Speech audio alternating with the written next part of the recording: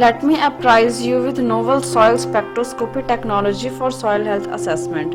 We all know that the preservation and sustainable management of soils are crucial to food security. For maintaining soil health, the assessment of soil physical, chemical, and biological properties should be conducted at suitable time intervals.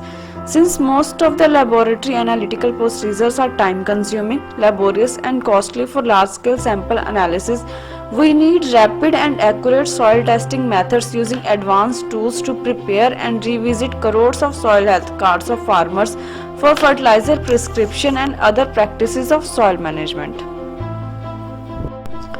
Recently, infrared spectroscopy has been recognized as one of the promising techniques to address the limitations of wet chemistry.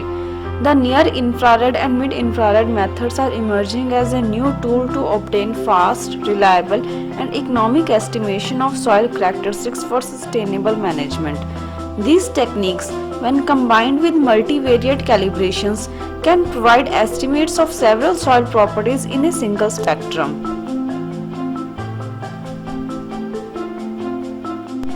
The Division of Soil Physics of ICAR Indian Institute of Soil Science Bhopal has been working on infrared spectroscopy for last 5 years.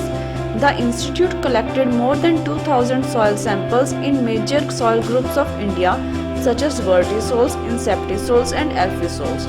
The soil samples were analyzed for all the major soil physical and chemical properties. The soil properties studied in the first phase were water content and field capacity and permanent wilting point, available water content, percentage of sand, silt and clay, soil pH, electrical conductivity, soil organic carbon, available nitrogen, available phosphorus and available potassium. After that, soil spectra in the mid-infrared region were generated using the Drift MIR spectrometer working in the wave number range of 400 to 4000 cm inverse. The generated soil spectra underwent standard pre-processing methods for enhancing the signal to noise ratio. Further, machine learning methods such as partial least square, random forest and support vector machine etc. were used to develop the chemometric or prediction model. In each case, 70% of samples were kept for calibration and 30% of the data were used for validation. The developed prediction model was selected based on a lower value of root mean square error and higher value of coefficient of determination and ratio of performance to deviation.